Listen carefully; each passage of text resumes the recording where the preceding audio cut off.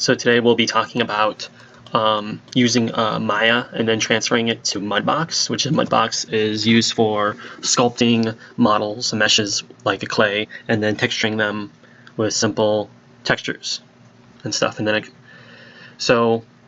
right now I just have a chest and I have to make sure in my channels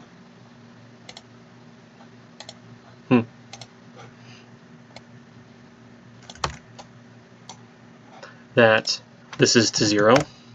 Ta-da! And then I'm going to highlight this whole thing and then just make sure everything is 0. That's 0, 0, 0 over here. And then I'm going to go File. There's a Send in Mudbox option. So you could just do Send to Mudbox as a new scene. But if you don't have this, you can also do Game Exporter. And then basically try to open this up. And then if you're sending this to Mudbox, you want to turn off skinning. And you have to make sure that you're just exporting the mesh, you're not exporting bones, you're not exporting helper objects or constraints. The only thing you want to really export is just the mesh with no skinning weights on the history and no skinning weights turned off here. And you want smoothing groups, looks good. And then since we have everything selected, I'm just going to do export selected, or we can do export all. It doesn't really matter here, but since we have it selected, we're just going to do that. And since this is just a model, we're just going to stay on this tab and just select model. If we're doing a character, we would do animation clips, but we would just do a model and then look into the settings, and then we can see that the Y is at the up axis, the yellow is pointing up, so that's the Y. So we want this to be not Z, but Y. And then this is 2018, animation's turned off, and you want to export this as a single file, that is correct. And then this tab right here, the media thing, is actually the texture on the object. And if you actually have a texture on the object, it will export with it, or the materials and textures will export with it. But if you don't, so you want to make sure that this is turned on. And then you can actually preview this with Fbx Previewer too. So I'm going to turn that on since I have that program. And then I'm going to pick through my system files where it's going to export, which is right here.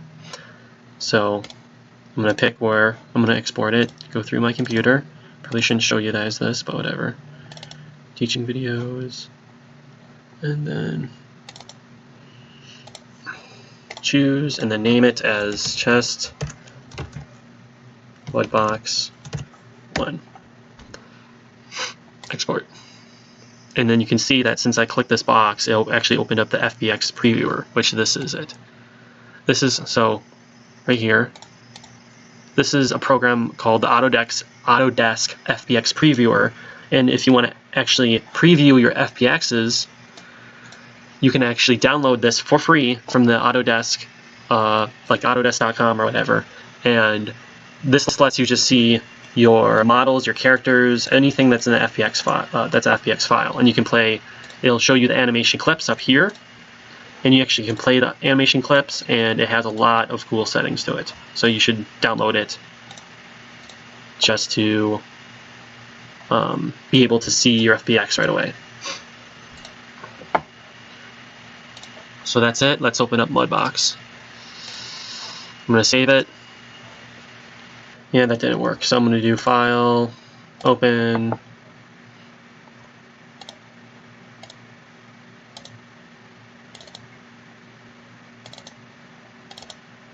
And just open up that FBX file.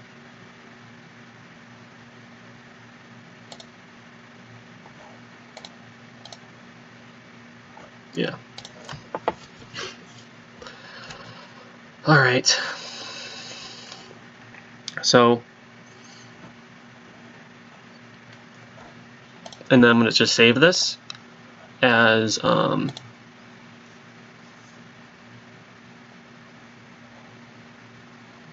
going to save this in an area and just save it as the same thing, save it. So, Mudbox is a 3D software that is used for texturing, like painting and also sculpting, and it's the easiest software, sculpting and painting software that you can use. The interface is very, very easy. Starting with the left, you have just File, Open Save, all this stuff, Open Save, send to Maya, send to 3ds Max, all of that. And you can also re-import PSDs right from this tab too. And then going down here, we have the Sculpt Tools, which is everything you use to sculpt with, which is like you can grab vertexes and sculpt with it and stuff, but we're not going to go over that right now. And then you have all the painting tools. And basically, it's a very straightforward what these tools are. You know, Paintbrush is just like Photoshop. Eyedropper, just like Photoshop, picks up colors. Airbrush, just like kind of Photoshop. Pencil tool, just like Photoshop. Eraser, just like Photoshop.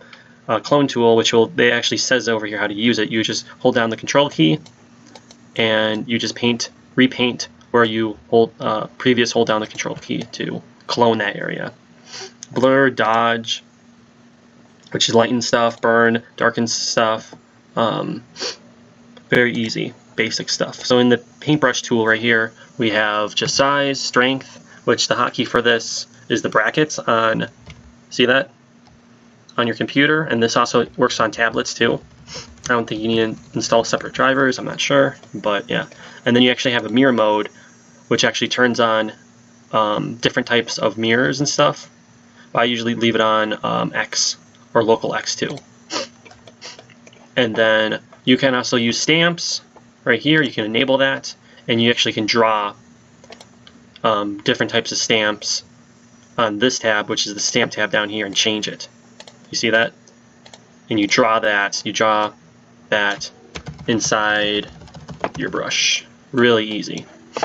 And in the stamp tab, you can actually upload more stamps too. So you can do right-click on this arrow right here, add stamp, and you basically just add any stamps that are JPEGs or PNGs, anything you can use. That's be cool to texture with. And then stencils, which if you ever I mean, a stencil is kind of straightforward, where it's just kind of like an overlay on your screen, and all the controls to the stencil is literally right here, but a lot of it's just with S. So when you hold down S, you do the middle mouse button to move the stencil, and this is just kind of a screen overlay that you can only paint. See that? You can only paint in the circle, and then out of the circle is masked, and you can't paint that anymore. And there's different types of stencils you can use, like that, like a brick texture. Really easy. And of course, you need to be on the paintbrush to paint on the stencil. Really easy. And then we'll go over these tabs right here, which is, I don't really use curve tools that much, or pose tools, but there is your 3D move tools too. Select and move tools, rotate, translate, of course, to move it in their scale, all the basic stuff. And then we'll look over here at this right side of the thing, and I'm just going to talk about the view cube right here too, which you can go home, and then I'm going to change this to the brush tool. Alright, and then you can take this view cube and just click on it, and then it rotates for you. And if you ever got lost in your interface, you literally, like this, you can literally just press the home button. So I'm going to go over this too. So you have the object list. So basically this is just everything in the scene right now. Everything from lighting, the lights that you import, the materials that you import, which is this, to everything to the specific meshes that you actually imported too. And you can see that the name's actually imported from Maya too. And right now I'm selecting these meshes too as I click on them. And oh shoot. And we can also hide things using these bubbles, of course, just like Photoshop.